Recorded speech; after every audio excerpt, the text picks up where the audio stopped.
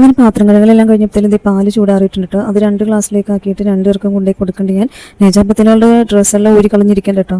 പിന്നെ അത് കൊടുത്ത് കുറച്ച് കഴിയുമ്പോഴത്തേലും ആദ്യം 2 ഗ്ലാസും കൊണ്ടുപോയി തന്നു. ഞാൻ ഈ വീഡിയോ എടുക്കണ കണ്ടപ്പോൾ ചിരിയാട്ടോ അവൻ്റെ മുഖത്ത്. പിന്നെ നിങ്ങളവർക്ക് ഇവിടെ എന്താ ബ്രേക്ക്ഫാസ്റ്റ് ഉണ്ടാക്കല്ലേ ഞാൻ തലേന്ന് കാനോട് മാവ് വാങ്ങിച്ചു ഞാൻ പറഞ്ഞായിരുന്നു ദോശേൻ്റെ. അപ്പോൾ കൊണ്ടുവരാത്തതുകൊണ്ട് രാവിലെ ഞാൻ ഇഡലി വാങ്ങിക്കാമെന്ന് പറഞ്ഞിട്ട് പോയ ആൾ പൊറോട്ടയും വാങ്ങിച്ചുകൊണ്ടിട്ട് വന്നത്.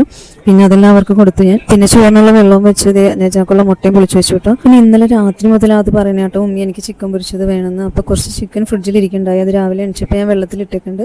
പിന്നെ അതിന് മസാലയ്ക്കുള്ള പൊടികളെല്ലാം ഇട്ട് മസാലയെല്ലാം കൂട്ടി, വേറൊന്നുമില്ല, മുളക് പൊടി, മഞ്ഞൾപ്പൊടി, മല്ലിപ്പൊടി, മസാലപ്പൊടി, കുറച്ച് കുരുമുളക് പൊടി, പിന്നെ ഉപ്പ്, പിന്നെ കുറച്ച് വെളിച്ചെണ്ണയും കൂടി ചേർത്ത് മിക്സാക്കി ചിക്കൻ അതിനകത്തേക്ക് ഇട്ട് നല്ലോണം പുരട്ടി മിക്സാക്കി വെച്ചേണ്ട് കേട്ടോ 5 മിനിറ്റ് റെസ്റ്റ് ചെയ്യാൻ വേണ്ടി.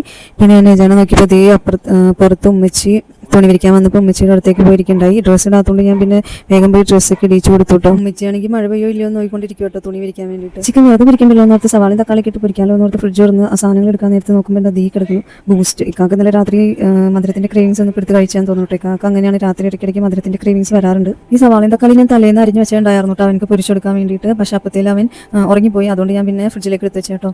പിന്നെ അത് എണ്ണ ചൂടായിലേക്ക് ചിക്കൻ ഇട്ട് പൊരിച്ചെടുക്കണം. അതിൻ്റെ ഇടയിൽ കൂടെ ചോറിലെ വെള്ളം പോകാൻ വേണ്ടി ഞാൻ ഊറ്റി വയ്ക്കേണ്ട കേട്ടോ.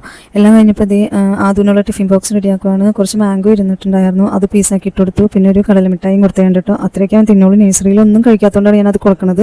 അതിൻ്റെ ഇടയിൽ കൂടെ ഞാൻ എല്ലാ ചിക്കനും വറുത്ത് കോരി എടുത്തിട്ടുണ്ടായിരുന്നു കേട്ടോ. അത് കഴിഞ്ഞിട്ട് അത് എണ്ണയിലേക്ക് തന്നെ സവാളയും തക്കാളി പച്ചവളമെല്ലാം ഇട്ടു.